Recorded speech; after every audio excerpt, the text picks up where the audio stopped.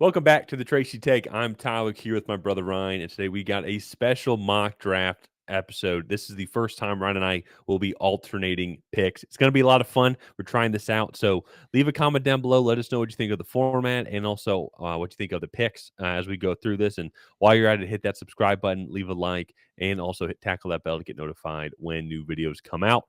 And Ryan, let's pull this up here. So as I said, we're going to be alternating picks. And since my team is the Falcons, they're an odd number. Ryan's team's the Patriots, they're an even number. I will be the odd numbers, obviously. Ryan will be the even number. So going first here, I have a very tough decision with the Tennessee Titans on the clock. Not really. Cam Ward is going to be the option here. It's the only thing I can see now where the Titans wouldn't be going to Cam Ward is if they get a trade offer for picks. That they just couldn't pass up, like multiple first-round picks, maybe even a player involved as well, which I think would include a quarterback. And so I think that's just going to be the route that they are going to go. Cam Ward seemed that he was impressive on his pro day. I also think, too, the new regime is going to want to have their quarterback, so to say, that they can go and build around and keep Will Levis as backup. I mean, he's a cheap backup. And why not? Maybe we can still develop him and trade him. We've seen other teams do that and get a late day 3 pick out of it. So, Ryan, my first pick, Cam Ward. What are the Browns going to do here at number 2? So I think it's a very easy two-person race here. I think Travis Hunter, clearly, I think talent-wise is one of the most intriguing talents that we've ever seen in the draft in recent memory for certain. And Abdul Carter is just a monster off the edge. And you imagine him being paired with Myles Garrett, and that pass rush is just very formidable. And so it's kind of a toss-up for me. These are my 2 lone blue chip prospects. And so a lot of the reports right now have the Browns selecting Abdul Carter at number 2 and pairing him up with Myles Garrett. I really like what they bring to the table there. I also think you look at receiver depth, you can get another contributing receiver later in the draft. You can also I think the cornerback room is going to be much improved this year. Hopefully the offense can stay on the field a little bit more and put the defense in better situations. And also, if you have a really good pass rush, those corners will play better as well. So going to go with Abdul Carter here, I think, for the Browns. I think that's just the way that everything is leaning. And I think that makes the next pick relatively easy for the New York Giants. Yeah. Ashton Jeanty. No, I'm just playing around. And so, no, it absolutely makes sense for the Browns here. And for the Giants, it's possible they could still go Shedeur if they're thinking long-term. But you sign Russell Wilson, you sign Jameis Winston even on a 2-year deal. Plus, also too, and you have Tommy DeVito, so you have your 3 quarterbacks. Shedeur Sanders is better than Tommy DeVito. I'm not trying to say that. So, what are some players that can contribute to the team as of right now? And so, I do think maybe there's an argument if there's a trade back situation at if they trade back a couple of spots, the Giants could maybe take Ashton Jeanty if they're. I know they have Tyrone Tracy and Devin Singletary, but he's on a different level. Same thing I think could also be said about Mason Graham, or maybe even Will Campbell beef up that offensive line. But that's if they trade back, and I just don't think they're going to do that here with Travis Hunter still sitting on the board. I know they got Javon Holland. They did sign Paulson Adebo in free agency as well, but he's also coming off a pretty serious leg injury, and I think Travis Hunter is just that much of a freak athlete as well. Going to help him out in the secondary. Your secondary would then include Travis Hunter, Tyler Nubin, Javon Holland, Deontay Banks, and then Drew Phillips would probably be the starting secondary. And that's pretty solid, and you can move a lot of those guys around. Then also, too, Travis Hunter in a Brian Daboll offense, I think he would love to have him do 10 to 20 snaps each time as well, especially with Russell Wilson throwing. You're going to want as many athletic guys that he can facilitate the ball to. So I'm going to go with Travis Hunter here. Probably not super unoriginal, but I think it's just that I find it hard that they're going to pass up on him if he's there. Yeah, no, I think Travis Hunter too, especially being the intriguing talent that he is. I think not only is he the best player on the board, but also like you think of in terms from an owner's perspective of actually people buying tickets and showing up to games. I feel like coming and seeing Travis Hunter, Heisman winner, I think that's a draw in and of itself in that aspect. And I think he helps them win now versus a Shedeur Sanders might be a longer play for another team. And frankly, we're not doing trades in this mock draft, but if they don't take him here at 3, there's no telling how far Shedeur actually falls. So there's a potential that they could trade up at the end of the first and take him there. So here with the Patriots, this is probably the toughest spot in my opinion in this draft. You don't need a quarterback because you have Drake May. There's really no blue chip guys left on the board. Mason Graham would have been an intriguing option if they didn't sign Mykel Williams. Ashton Jeanty is a running back. They just paid Ramondre Stevenson, and he's under contract until 2027, I believe. So that's just a really tough selection there. Tetairoa McMillan is the outside wide receiver that I think they need. But with that being said, there is some speed concerns and just some, I guess, focus drops concerns there.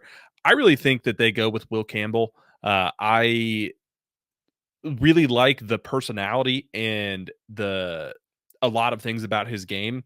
The fact that he measured in at 33-inch arms at his pro day, considering the fact that I think they measured like 47 different offensive linemen, like 42 of them measured about half an inch longer at the pro day than they did their combine. So there's a lot of evidence to support the fact that the combine just messed up the measurements as a whole.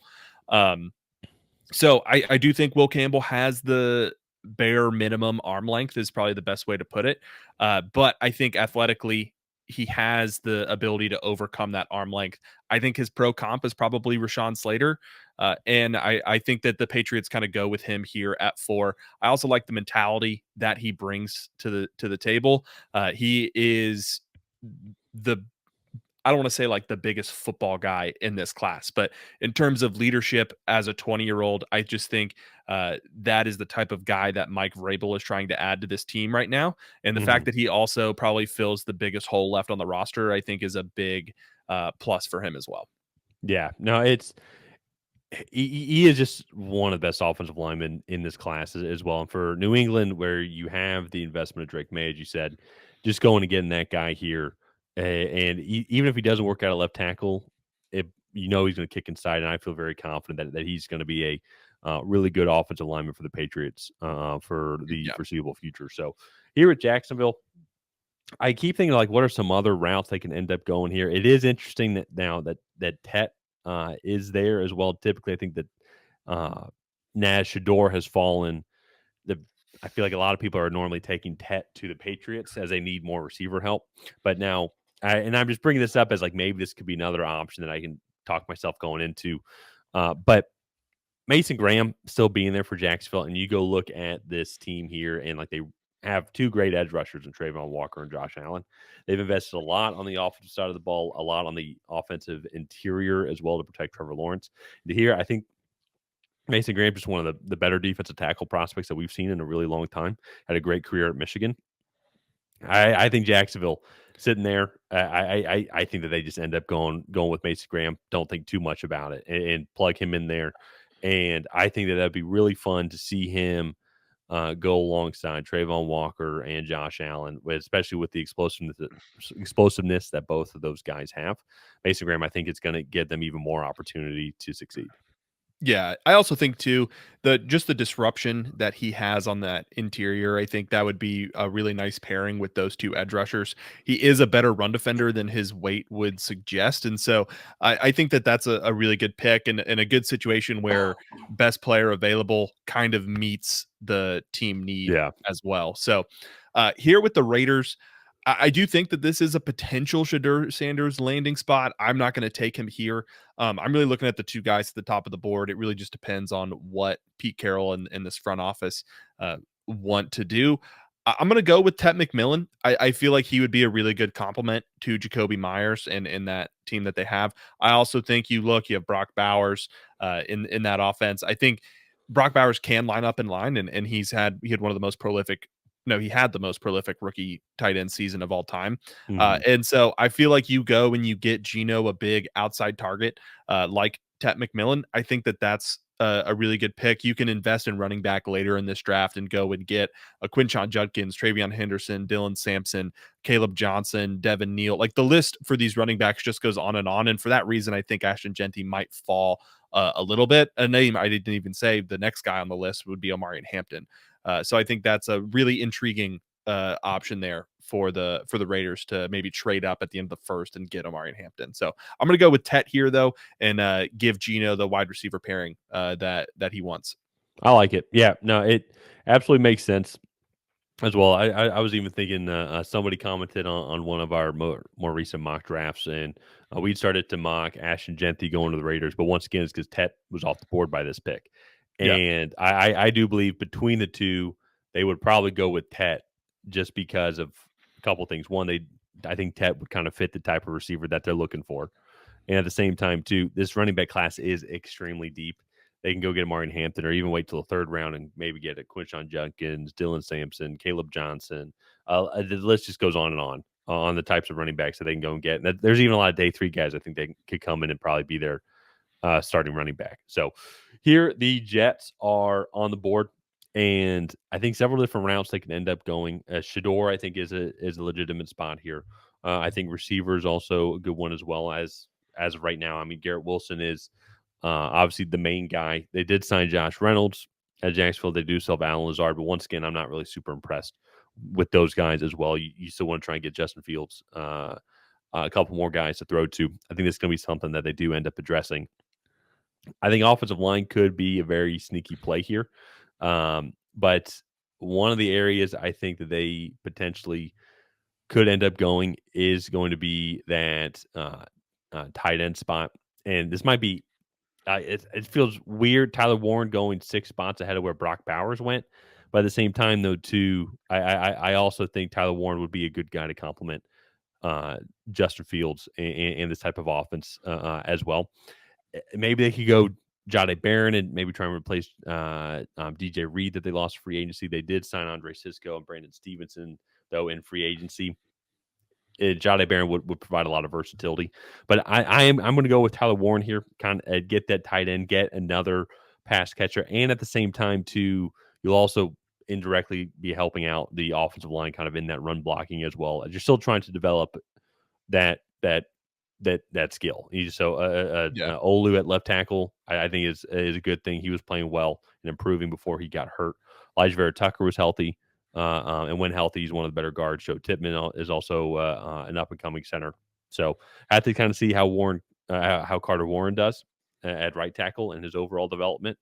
And so maybe Armand Membou could be a better pick here. But I think that they're going to go with the pass-catching option. And so...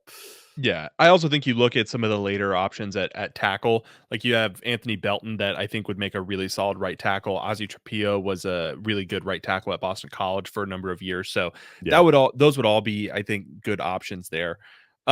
Here with the Panthers, this is an interesting spot. I think that they're in.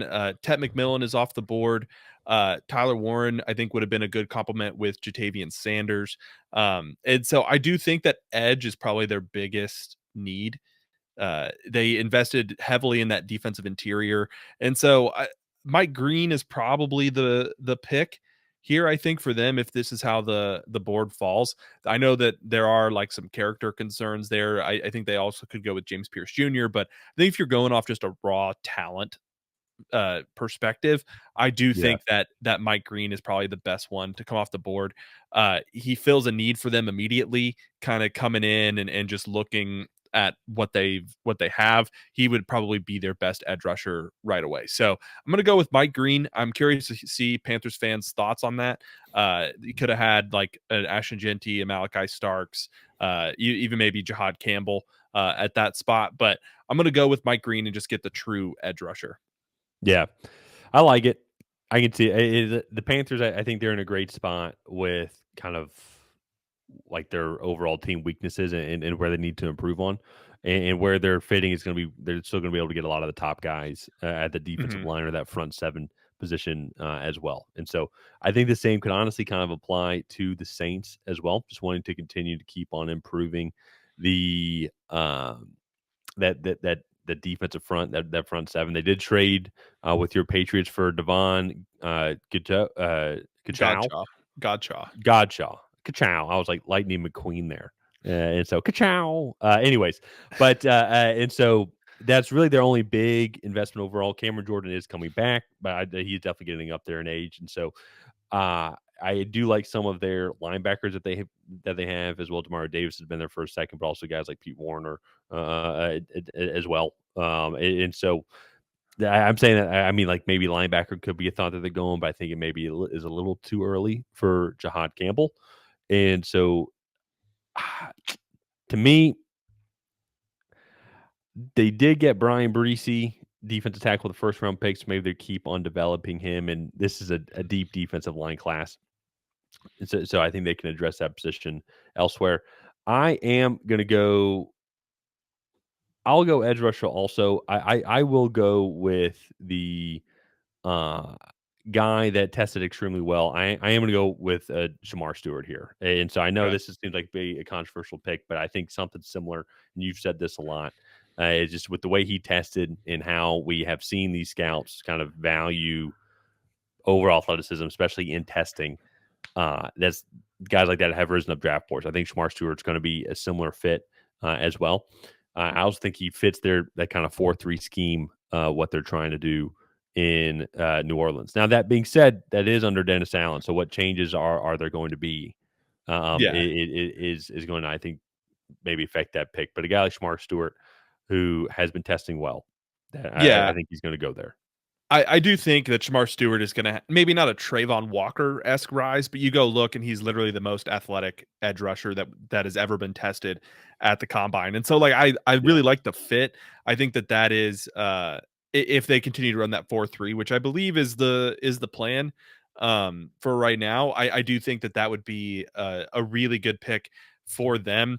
And again, he didn't quite have the sack production. He only had 4.5 sacks in 3 years of college play. But if you go look at his pressure numbers, his pass rush win rate, those numbers are a lot better. Then also you go and look and just watch him on tape. He's winning a lot of these reps. He's just not finishing them. And that's one of the big things there. And so I think that is going to be something that if he gets NFL coaching and he really kind of starts to refine his pass rush technique, I think that he will start to actually finish those and become a really high end edge rusher at the NFL level. So here with the Bears, this is an easy pick. If he's here and I'm Ben Johnson and Ryan Poles, I'm running to select Ashton Jeanty. I think you go look at what he could do in a Ben Johnson offense. I mean, he could be both Jahmyr Gibbs and David Montgomery that they had up there in Detroit. I think that would be fantastic. They've taken so many steps to just improve the offensive line that I think you now have the resources to go and take a luxury pick like this Ashton Jeanty here. Go get yourself a top 5 running back in the NFL. One of the biggest things I think for him that a lot of people are underestimating is just his receiving ability. If you go watch him in 2023, they used him a lot more in the receiving game and they got him the ball out in space. And that was all that was really impressive in and of its own. And you go watch what he did in 2024 and just his contact balance, his ability to be patient and find the holes in the run game, I think is at an elite level. His only concern is that I believe he had 9 fumbles in 2024. Now, with that being said, a lot of those were on like second and third contacts, and it was him trying to extend plays and make plays. So maybe at the NFL level, those situations are lessened. It's not like he was just loose with the football. It was kind of when he was getting held up or extending to make a play. Well, I'm also curious then too as well. I mean, 9 fumbles is a lot. I'm double checking on that. I think he had Maybe it was 9 fumbles in his career, but yeah, because it's looking like as of now, from what I'm seeing, just in 2024, he had 2. He had 2 fumbles in the Penn State game specifically, and then 1. I think it's 9. I think it's 9 throughout his career because I'm only seeing 4 total, and that's including the Penn State game.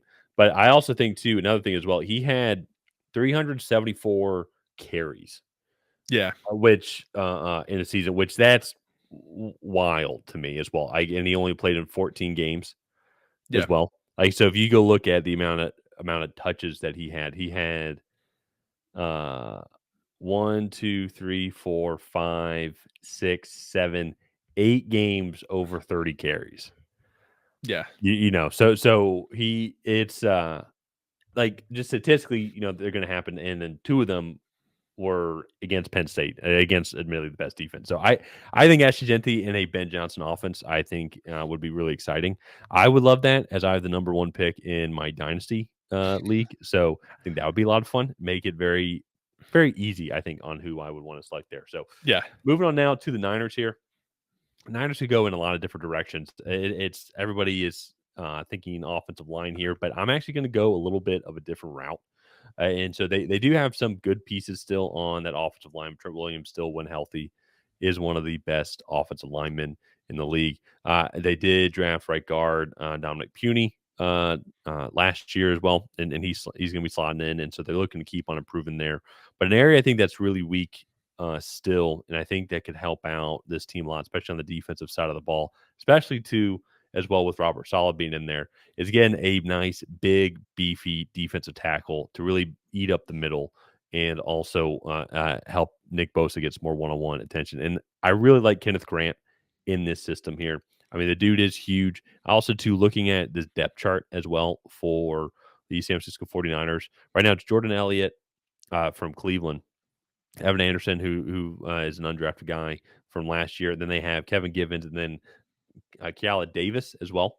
And so this is a very deep defensive line class. And I think Kenneth Grant is one of the best defensive tackles that we've seen in also a long time. He's just falling a little bit just because his running mate, Mason Graham, was also one of the better defensive tackles we've seen in a long time as well. He just goes a couple picks ahead. So Yeah. I think this is going to be a route that the Niners go. I think he can come in and provide a lot of attention up the middle and give a lot more freedom, I think, for Nick Bosa to kind of do what he does best and allow for a lot more just 4-man rushes and dropping back 7 guys, get back to this typical Niners defense that we're used to seeing. Yeah, no, I think that would be good. I mean they need to improve on the margins. I know they lost a lot of like skill position players this offseason, but Yeah. I do think that it would be good for them to just solidify that run defense, get somebody that can create some pressure up the middle. And so I like that pick. Here with the Cowboys, this is a really interesting spot because I kind of feel like the Cowboys could go in any given direction. Yep. There's not really one spot that I'm really honing in on. Matthew Golden is definitely an intriguing option. I would also love to see like a Jalon Walker go where they could maybe play him. Actually, that might be the pick that I do. I think Jalon Walker is a guy that I have kind of in this mid first round where I think he's not the like Jihaad Campbell. Actually, Jihaad Campbell's still on the board. That's where I'm going. Jihaad Campbell, I think, is what everybody wants Jalon Walker to be. And I think Jalon Walker has the potential to grow into what Jihaad Campbell is. But Jihaad Campbell is going to be your green dot on defense. He's going to be your signal caller. He's a very smart football player, very high IQ football player. And I definitely think in true pass rush situations, he can come down and be a really solid edge rusher, especially, too, if he's going to be focusing on that even more in practice. He can actually probably develop a tool set of that and be a really good complement just to Micah Parsons and whatnot. I did hear that he had labrum surgery, so maybe his stock falls a little bit. But right now, I think that you getting Jihaad Campbell here is pretty good value, and I just like the fit there. I like it. I think that's a good spot. And like once again, Cowboys, not really too many wrong picks. They could end up going here. The only wrong one, honestly, still would be Shedeur, just because I think Dak better than Shedeur, but also too financially they're tied to Dak for the next several years. So it'd be kind of a waste of a pick. But moving on now to Miami, I think similar, I think, to Cowboys. But maybe for opposite reasons. How I think there's a lot of different directions they can go, but I think it's just because there's maybe some questionable talent on the team here. I think like they have some star players. Obviously, they got the big name guys like Tua, and you got Tyreek. I like the running back room a lot, but I think they need to still keep on improving that offensive line. I think they need to improve on some areas in the defense as well. I mean, they do still have Jalen Phillips, who's going to be bouncing back. Chop Robinson had a really good year last year as well. What's Bradley Chubb going to be like when he comes back? Are they going to keep him as well as he a cut candidate? So, but I think the secondary is an area where I think they can also go out and get some guys here as well. This is where I'm actually going to go have Will Johnson come off the board here. So they still have Jalen Ramsey, who is still a really good corner in the league. But then if you look at their depth chart, across from him is going to be Storm Duck, which is an amazing name, by the way. I absolutely love that. And so especially being down in Miami, I feel like that fits almost perfectly. And so he's the other starter as of right now, according to our lads. Then you have Cam Smith, who they drafted in 23. Then you got Ethan Bonner as well. And I think adding some eventually Jalen Ramsey is going to move on. You're going to want to move on from him, and you're going to want to have some more top tier talent. And Cam Smith, he's going to have an opportunity to be the starter, go across from Jalen Ramsey here. So it seems like there'll be some competition, but I think that Will Johnson can also provide some more competition in there as well, and then can still keep developing from when you move on from Jalen Ramsey. Then if Cam Smith works out, then you have Cam Smith and Will Johnson here. Another option I will say is you could go Jahdae Barron, and then you have a much more also versatile secondary guy as well that can maybe even kick nickel. Yeah, no, I think Will Johnson, in my opinion, is definitely the best, excluding Travis Hunter because he's that hybrid athlete. He's the best like true corner on the board. Jahdae Barron, I think, has very intriguing versatility that he brings to the table, being that former free safety slot corner and then outside corner this past year. So here with the Colts, kind of going through it in my head, they are again another one of those teams I think could really do a lot to do a lot of different things. I definitely think offensive line is much more of a pressing need now that they lost Will Fries and Ryan Kelly to the Vikings. I think that this is maybe a little rich for a Grey Zabel. With that being said, I still think that maybe that's like you draft a little bit for need there and get the interior offensive lineman. But instead, I'm just going to go with Colston Loveland. I think he's a top 3 pass catcher in this class. They missed out on Brock Bowers last year. And I think Colston Loveland, you just look at what that offense wants to do. He has the physicality, I think, to survive as a blocker. He's not going to thrive, but he can, I think, be on the field for that. But then you have your Michael Pittmans, your Josh Downs. I think that he's the missing piece in this skill position group and will really round things out from what this offense wants to do. I also think that they're really trying to make this Anthony Richardson thing work. And so getting a very friendly target like a Colston Loveland is another thing, is another point in his favor when it comes to the Colts. I like it. Yeah, no, everybody involved with the Anthony Richardson pick wants this to work out. Because if it doesn't, then they're going to be looking for a new job because you pick a fourth round overall pick. A 4th overall pick on a guy who, admittedly, everybody was like, "This dude is an athletic freak," but it's like, he had 55% completion coming out of college, like in only like 1 4 but he was only like 20 or 21. Like he's still younger than Jalen Milroe, who's in this class, which is crazy. As wild, and he's been in the league for 2 years, so it's you need to keep giving him some weapons, and then worst case scenario, then too, if it doesn't work out with Richardson, but then you go and get a new quarterback, you got a pretty stacked skill position player room. One that I like. There's not like a clear stud, but just a very consistent room all around. And so, moving on now to my Atlanta Falcons, and I think one thing of note too, the entire time that Terry Fontenot has been the GM, he has gone offensive players with his first round, and so they only had 4 picks here. The moves that they have made in free agency, especially too when it comes to significant impact players, have been mainly on the defensive side of the ball. Last year, they heavily focused on the defensive line as well. They've even released some guys. It's going to be a very young defensive front this year, it seems like. On the front 7, I was a mix between young and then also some veteran guys, such as like they brought in Leonard Floyd and even Morgan Fox as well. Are those guys going to be competing then with the young guys, see who comes out the best? Absolutely. I say this as well, too, is I think actually with this first pick, I think the trend's going to continue. If you go and look at still the starting lineup as of right now in the receiver room, Drake London's obviously going to be the clear number 1. Darnell Mooney definitely had his moments last year with Kirk Cousins. He unfortunately was banged up the final 3 games of the season. He played a little bit, but nothing too crazy. But I think one area where there needs to be a clear improvement is in kind of that slot position there, bumping up from Ray-Ray McCloud. And I do think this is where, and I could go either or, but I'm going to go with a guy that Michael Penix can really lean on, be really reliable. He was Mr. Reliable pretty much at Ohio State during his entire career. But I'm going to go with Emeka Egbuka here. I think Emeka Egbuka, you go look at his career at Ohio State, he was a consistent guy. Ryan, what was that stat that you like to say? Like he leads Ohio State in first down It was like catches? at one point in Ohio State, like 2/3 of his catches were for first downs. Something like that. Yeah. And Yeah. I think you pair him up with Drake London, who's going to be that pure X outside guy. I think you have the arm talent of Michael Penix. I think you add him up here, and I think you're going to have a really interesting and dynamic offense that Zach Robinson's really going to like. And the other option, I think, would be Luther Burden, and I think similar to Zach Robinson type offense, I think with the yak capabilities from Luther Burden, I think that would be really interesting as well. But it's extremely possible that the Falcons go defensive end here, but or defensive line of some sort. But I look at the moves that they've made already.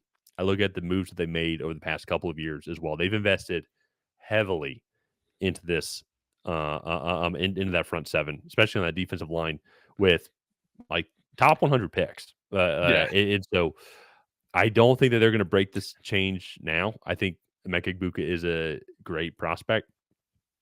Great's a strong word. Like he's obviously a really good player. He has particularly been mainly a slot guy in college. So, but at the same time, though, too, I'm looking at some of these guys here, James Pearce Jr. or Donovan Rocco, and those guys are probably definitely a little bit better than what's going to be available in the second round with their pick. But I'm curious if they might not find that value and continue to keep addressing the first round with offensive skill position players, and the second round will be more on the defensive side of the ball. Yeah, and that was one thing too. I think that was surprising for me with looking at this Falcons roster was just how barren that wide receiver room was. You had Drake London and Darnell Mooney, and then it was like your next guys were Ray McLeod, Kadero Hodge, like Casey Washington. Like there was just not a lot of guys in there that you felt pretty confident giving 5 to 10 targets a week. And I think going out and getting Emeka Egbuka, who has been Mr. Reliable, like hands wise, and is one of the more polished route runners in this class. I think that that's a really good pick there for them. It fills a skill set. You have now your speed guy in Darnell Mooney. You have kind of your route running slot kind of technician here with Emeka Egbuka. Then you have your outside guy in Drake London, and I feel like that's a really good fit together with Michael Penix. The only I do think that the Falcons might be in a situation where they might have to reach on an interior offensive lineman, specifically like a Grey Zabel. But with that being said, with your second round pick, I would love to see you guys go and get like Jared Wilson and keep him in the state and get the top true center in this class. So potentially, but I will say I was reading reports today that it's like Ryan Newsel is their center one. So it's possible they maybe address center. But it seems like that's going to be the route that they end up going here. Okay. I also think, too, this is a clear trade back spot with only 4 picks. There are, like, I think Kelvin Banks is still on the board. Like, there are definitely a few guys I think that people would be willing to definitely make a move up for. Exactly. So, moving on to the Arizona Cardinals. They need a few things here. This running game was really good this past season. I think I'm going to go with Jahdae Barron. Kenneth Grant is like the chalk pick if he's on the board. They need defensive line help really bad, but luckily for them, this is a really deep defensive line class, and they have a couple more top 100 picks. And so I think going and getting Jahdae Barron, he's kind of a Swiss Army knife in that secondary, as I mentioned earlier. He can be a free safety, a slot corner, an outside corner. He played all three at a really high level over the past 3 seasons. And so I think you go and you add that piece to this room. I think that's something that Jonathan Gannon in this defense could really utilize. And then also I think you go and look at like their second pick. There's going to be like an Omar Norman-Lott or oh shoot, like I don't think Tyreek Williams makes it that far, but there's going to be Darius Alexander will be there. There's going to be much more defensive line talent at that Alfred spot Collins in the corner. is another guy. Yeah, exactly. So I'm going to go with Jahdae Barron here for the Cardinals. I like it. Here with Cincinnati, I definitely do believe this is going to be a front 7 pick. Well, I say that though. I take that back. I'm going to go a different route because they have made some moves and released some guys on the interior of the offensive line. I think that's going to be a route that they end up going because it's going to be a forever kind of battle, I would say, to make sure that Joe Burrow is protected, especially too with all the money now that they are spending on their top three guys. And it absolutely makes sense on why they spend that much money. But this is where I'm going to go with Grey Zabel here. I think get him in there, brings some good competition. He's had a extremely solid rise throughout this entire draft process, and I think he's probably best interior offensive lineman in this class. Maybe not pure, just because he did play tackle in college at North Dakota State. But I'm going to go with Grey Zabel here. Protect Joe Burrow and you're going to want that pretty cheap and inexpensive 5-year interior offensive lineman to protect Joe Burrow. Yeah, and I do think he is primarily a interior guy. I think he played all 3 interior spots and no tackle at the Senior Bowl. So he's going to be locked in there. I think he could play either guard spot or center. That makes my pick here with Seattle a little bit harder. I will probably go with the guy. So Armand Membou has fallen all the way down here to 18, and he is definitely a my guy in this class. So he was the right tackle out of Missouri. He's only 21. A little raw, but with that being said, just freakishly athletic. And I think you could definitely kick him into guard. With that being said, he is definitely a tackle. And I think he'll find success at guard, but you probably will get the most value out of him at right tackle. And so I know Abraham Lucas is a really good right tackle, but I think if you go and just get Armand Membou, he's going to be on the field a lot more than Abraham Lucas was this past season. I think you can kind of continue to invest in the offensive line later in this draft. They have a ton of picks, if I'm not mistaken. Yeah. So you can go and get a guard a little bit later. So let's go with Armand Membou here. If Abraham Lucas is on the field, I think he can play right guard. I just think he's going to be a dominant right tackle out of this class, and so I feel like that's going to be his best position, and then they can kind of fill in the interior later in the draft. Yeah, no, I think that's good value too for Seattle. It just continue to keep bolstering up that offensive line. So Yeah. for here with Tampa Bay, definitely thinking defense as a whole. It's like I think they'll address the offense for sure, but I can look at the offense and they got a stud starting offensive line.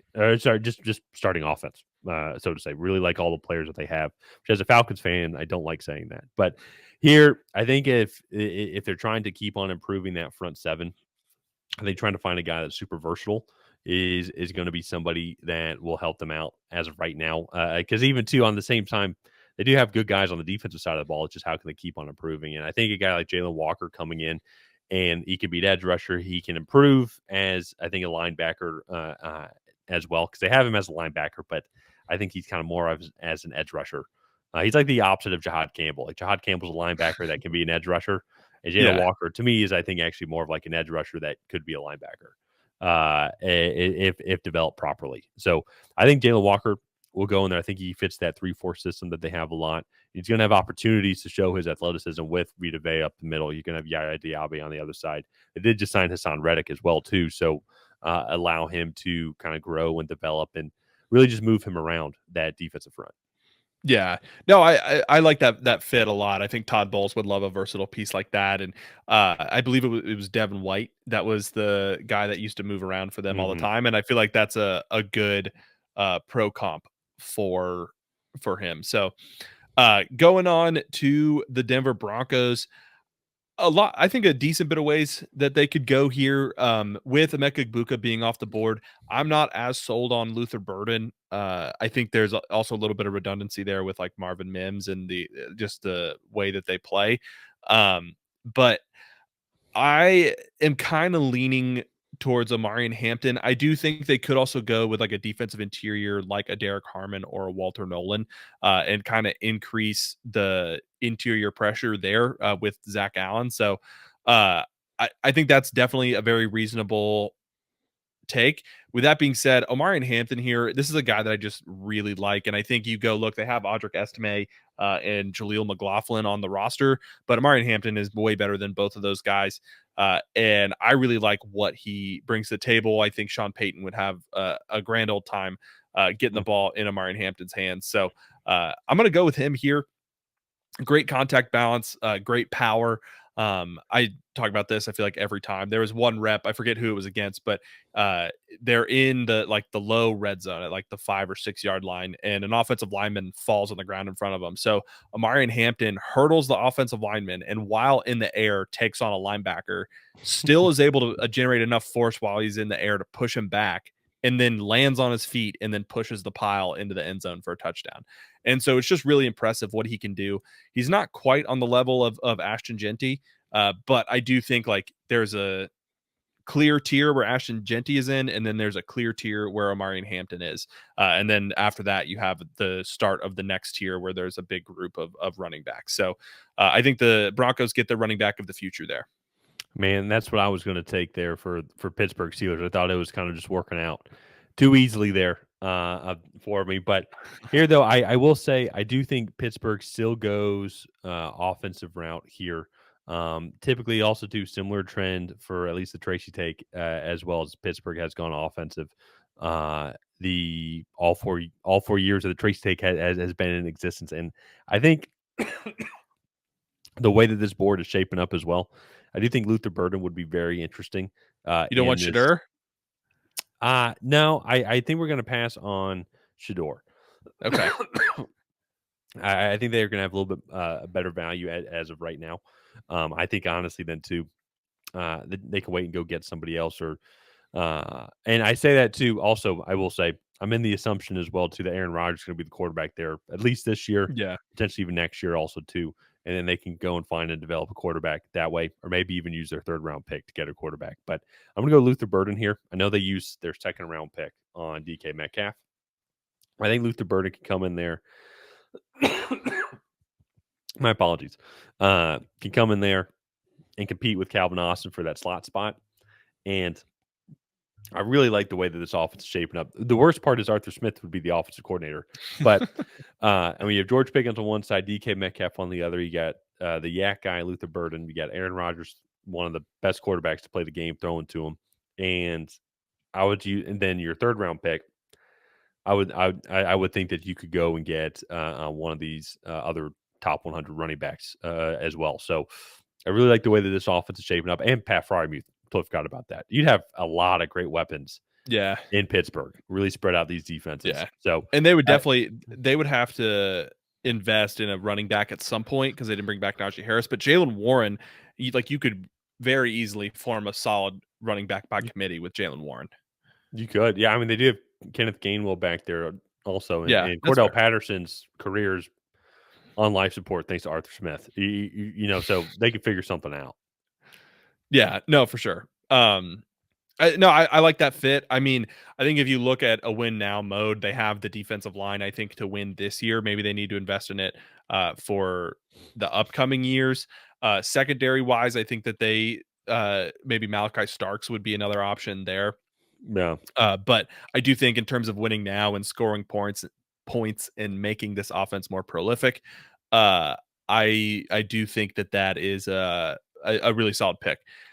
Moving on to the Los Angeles Chargers. I think this is another interesting spot. They don't need safety, but Malaki Starks, I think, would be really good value. I do think the wide receiver board has not been favorable to them. However, actually, Matthew Golden is very intriguing.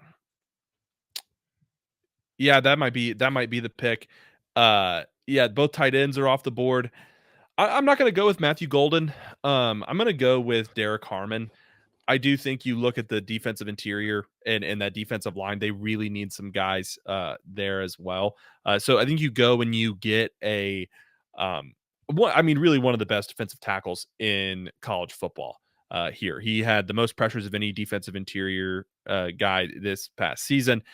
He was a much better run defender in 2023, but he lost some weight. So hopefully with an NFL training program and regimen, he can be the run defender that he was. This is a really deep edge class as well. So I do think that they could invest in a younger edge rusher like a JT Tuimoloau, like a Nic Scourton, potentially if he falls a little bit on day 2. Like there are other guys that I think that they could go and get. And so I'm going to go with Derrick Harmon and address this interior. part of the reason why I'm doing that is I feel like I've mocked an edge rusher or a receiver to them other times, and so I feel like maybe mixing up the picks here. But I do like Derrick Harmon in this defense. I like it. No, I can see it. And so with Green Bay here, I'm actually going to go with Mykel Williams. I think that they need to address the defensive line as well. I think secondary is a big option also. But I think here there's a lot of the top defensive linemen have kind of fallen to them still just because I think we've gone different routes as teams might be like this is a very deep defensive line class. And so I think here with Green Yeah, Bay, go get Mykel Williams. If you don't like that pick, it could be James Pearce Jr., it could be Nic Scourton. I don't think it'd be Donovan Zaraku he doesn't fit the type of defensive mold that they currently have right now. As they currently have more of a he's too 4-3. And small.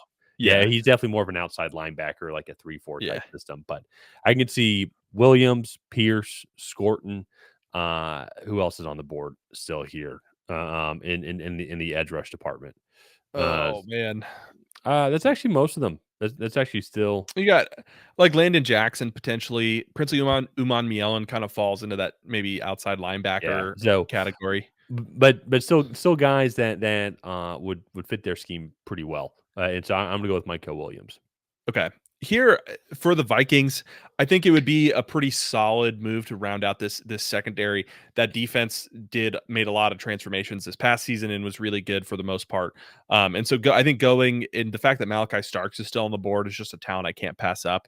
And so he's an instant starter for the back end of this defense.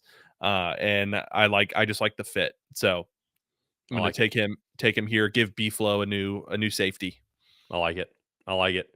So here with the Houston Texans, and so I initially when they started to make a lot of those moves, I started like the thing. I was like offensive line was one, but then also just right before free agency, you look at their receiving depth chart and be like, they don't really have anybody. Like you don't assume Stephon Diggs is going to come back. Tank Dell's probably not going to play. But since then, though, they have traded for Christian Kirk. They did sign Braxton Berrios, Justin Watson as well. John Mechie is still there also too, and you got Xavier Hutchinson. So they got other options to help complement Nico Collins. And they've also invested a lot in the offensive line and free agency as well. They signed Cam Robinson. They've added Laken Tomlinson, Ed Ingram, Trent Brown, a couple other guys also too. So they've invested that to at least have some competition to hopefully improve in that category. But I do think that one area that they're going to continue to look to improve on, I think, is going to be the defensive tackle spot here. So they signed Sheldon Rankins. Yes, I do still have Tim Settle, but a lot of the other guys, though, too, that they have on the depth chart were like undrafted guys as well. And so I think you go look at Walter Nolen here, a guy that is going to be versatile, can be explosive. And I think you put him there in the middle between Will Anderson and Daniel Hunter. I think he can go and have some success with some development in that D'Amico Ryan's defense. So I'm going to go Walter Nolen here as well. They've invested a lot in the offensive line. If they went offensive line, like with the Josh Simmons or Tyler Booker, I could absolutely see that. But I mean, they signed Cam Robinson. They have Blake Fisher that they drafted last year as well. They've invested a lot in the offensive line over the past 2 seasons, both through the draft and also definitely then too in this free agency. Yeah, I do think that I like the Walter Nolen pick, first off. I think that he would be a really good fit between those two. I do think with Kelvin Banks or Josh Simmons on the board, I think that would have been my pick. But I do think with like Walter Nolen, I think would be a really good fit in between there. He's just a very stout run defender. He can get up the field on passing down. So I like the fit. And also too, part of this exercise is seeing who else would make sense at the spot being taken. Well, and one thing just to back up your point too as well is Cam Robinson did just sign. It was just a 1-year deal. And so there's options like if you want to go get Josh Simmons, especially to not knowing the severity of his leg injury, maybe let him sit and rest and develop until he's like fully ready to go and back to his usual self. So I could see that route also going that way. Yeah. No, but it's not going to benefit me either way here. I am going to go with Shedeur here, though, for the Rams. This is kind of where I think his floor is. There's just not a lot of teams in between here that are really looking for a quarterback. I think like it would be wild if the Colts took him there at 14. But I mean, even then, the Falcons just drafted Michael Penix. They have Kyler Murray, obviously Joe Burrow. They just signed Sam Darnold, Baker, Bo Nix. Like, I think the Steelers are another one, but the Rams, I think, kind of make a play for the future here. They go out and get Shedeur Sanders and put him in this offense.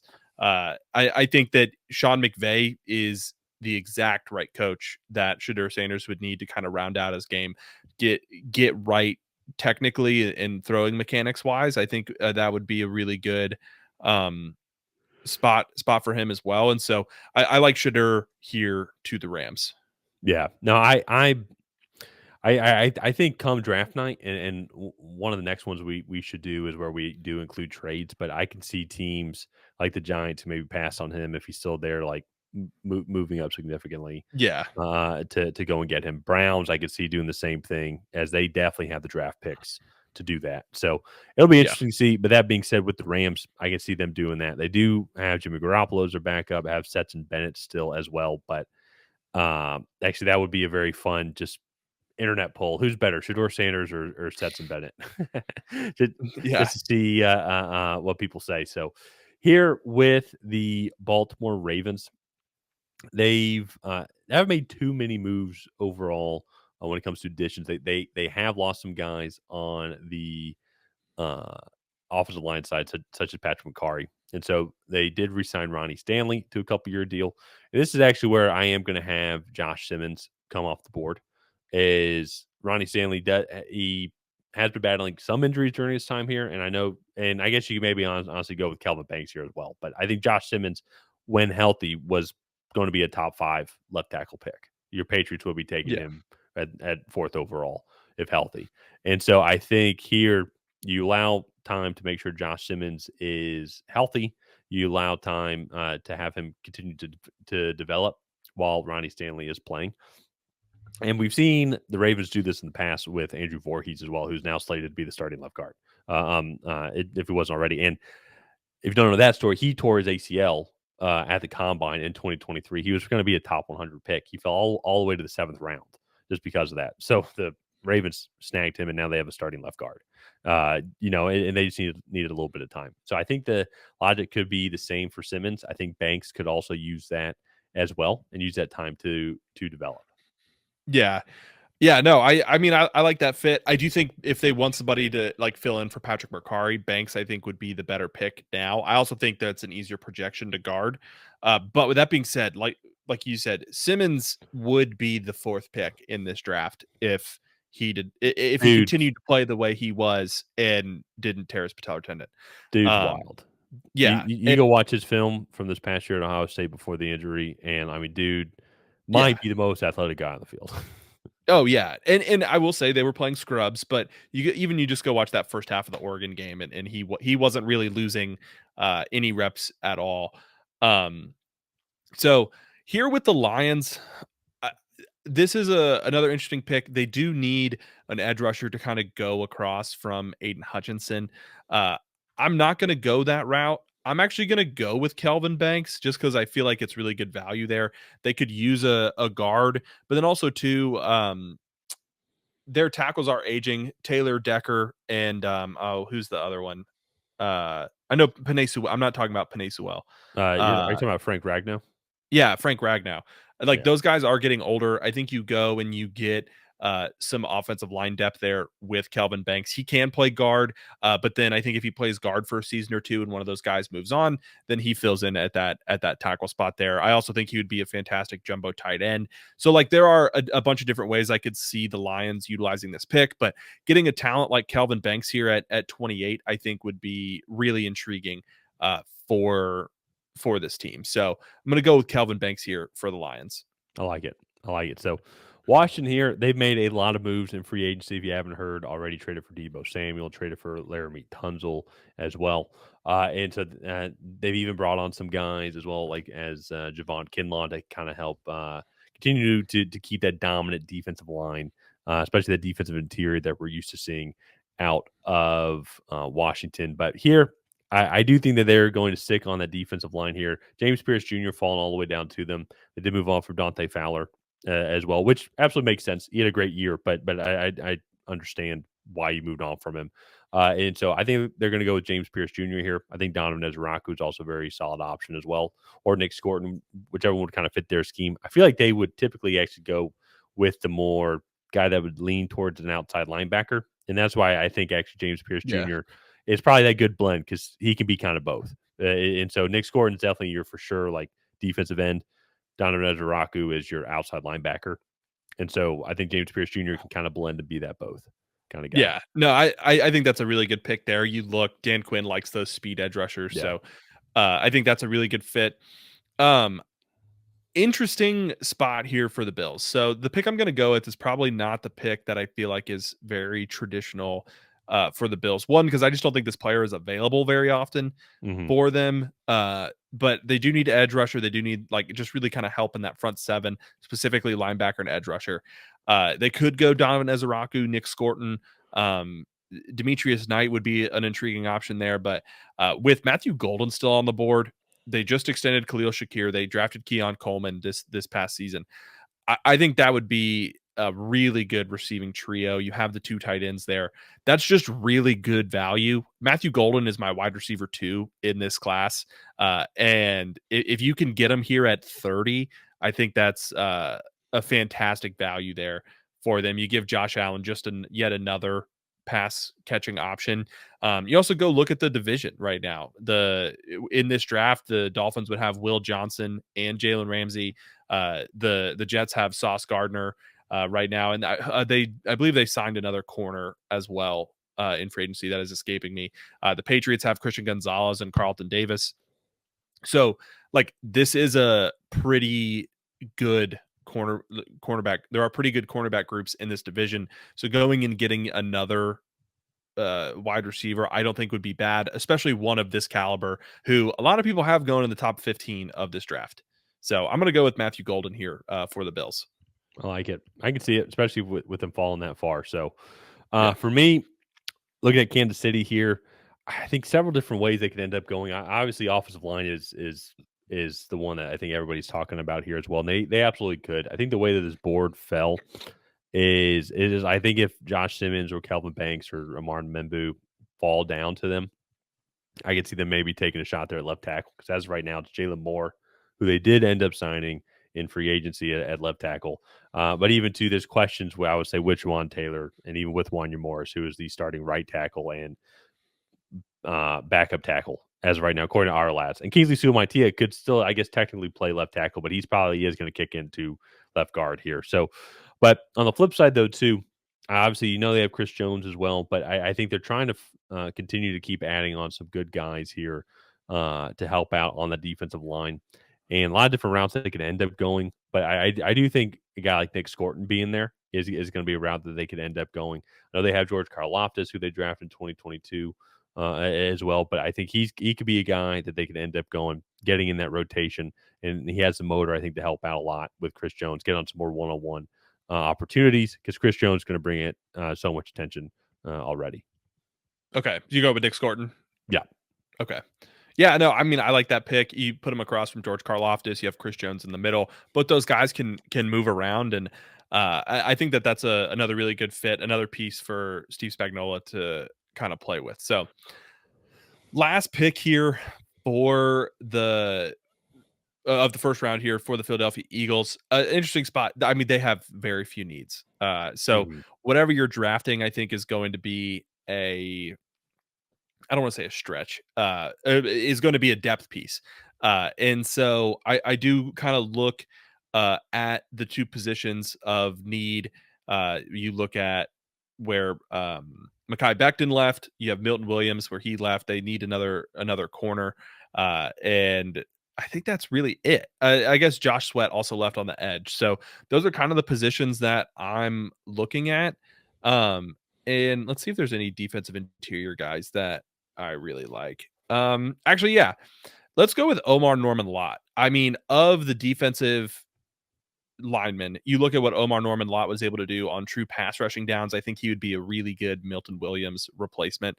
Not obviously the best run defender, but you look at his pass rush grade and his pass rush win rate. I mean, just absolutely disgusting on true pass rushing downs. And so I think you look at what Milton Williams' usage was there in Philadelphia, going and getting a guy like Omar Norman-Lott that can come in and play a very similar role and do it to probably a similar level. I think Omar Norman-Lott would be a really good fit here for Philadelphia and just how aggressive this defense likes to play. So I'm going to go with Omar Norman-Lott there just to kind of close out this draft. I've done Braden Swinson there before. I've done like a Maxwell Hairston or like a Trey Amos. So let's mix it up and snag Omar Norman-Lott there. That's going to do it, I think, for this mock draft. I mean, all in all, I do think we've started to narrow it down, I think, in the top 20. But then after that, like this draft, what makes this draft so much fun is just that you have no idea what's going to happen at any point. So, well, and even too, like we say, we narrowed it down, and then of course, come draft night, who knows what's going to happen? I feel like there are going to be a lot more trades. I feel like teams. I'm back and forth on how teams will view trades in this draft, because I wonder if it will be something similar to 2022 where it'll be kind of slow, then all of a sudden it'll be like trade team, like receivers running off the board because maybe teams are panicking on guys who are like their first round talent and they want to go out and get, like, for example, Jahan Dotson trade was a little unexpected that Washington did. And now he's not even on the team, but he does have a Super Bowl ring. So congrats to Jahan Dotson. And then the Treylon Burks trade happened shortly after that, which Philadelphia Eagles have a Super Bowl ring once again, actually, because they traded for A.J. Brown. And the Tennessee Titans are picking first overall. So congratulations again. Actually, so the Eagles really benefited from that 2022 draft. Yeah. The one actually, thing, on a total side note, but so just one final note to finish my thought is, so our team's going to be like that as the more pure first round guys, as they get graded, be like, I want to give up more because I want to get this guy on my team. And it's going to be kind of a flurry of trades. Or is it going to be, like there are 10 first round guys here, but do I really want to sacrifice my second and third and maybe even fourth round picks? Just go up and get a guy who is technically a first round guy in this draft class, but compared to previous draft class, he's not nearly as valuable. So how are teams going to view that? I could see it going both ways. I could see it being absolutely hectic, but I can also see it being a pretty bland draft when it comes to, it's your turn to pick, you make your selection, and then you're kind of done for the night. Yeah, I think so. I think kind of going back, and I'll use 2022 as my case study for this, is I think you look and you see a lot of trades like at the end of tiers of players. So I am very curious to see if one of those teams in the top 3 or potentially 4, if you have like a Travis Hunter or an Abdul Carter fall to 4, if there's a trade in that range, like if teams are really willing to give up not just their first round pick this year, but future picks in next year's draft to move up and go get that blue chip talent now, versus potentially waiting a whole nother year to get it. And then I think like around 10 to 12, I think you'll see another one. And then I do think in the early 20s, like you have teams like Cleveland, like the Giants, like the Patriots, like the Raiders, that are all going to be in that like early to mid 30 range that I think are going to be maybe looking to move back up and snag a guy, like a name we didn't mention, like Matthew Golden is on the board. I think the Patriots would really make a move up for him. Jaden Higgins is another guy that I'm really high on that I think teams could make a move up for at the end of the first. So I think it's really going to come down to when teams feel like there's a change in tier of player. And I think that's when we'll start to see a lot of those trades go off. Sorry, I know I'm going on a bit of a tangent here as we wrap this up, but another example, it was last year at the end of the second, we saw a lot of teams trade up and make moves to go get a tackle at the end of the second round. That was like Kingsley Suamataia, Brandon Coleman. And so there were a few trades to move up and go and get guys at that point. So I think it's going to be really interesting just to kind of see how this draft plays out. We've had a pretty decent finger on how they're going to play out in the past, and this one is just a total wild card. So, yeah, no, I'm with you on that. Let's go ahead. Let's wrap up this video here. If you guys have not already, please go ahead and like and subscribe. That is the best way to help out the channel. While you're down there, leave a comment on what you thought of this first round mock draft. Did you love it? Did you hate it? What would you have done differently for your team? And other than that, we'll see you guys next time.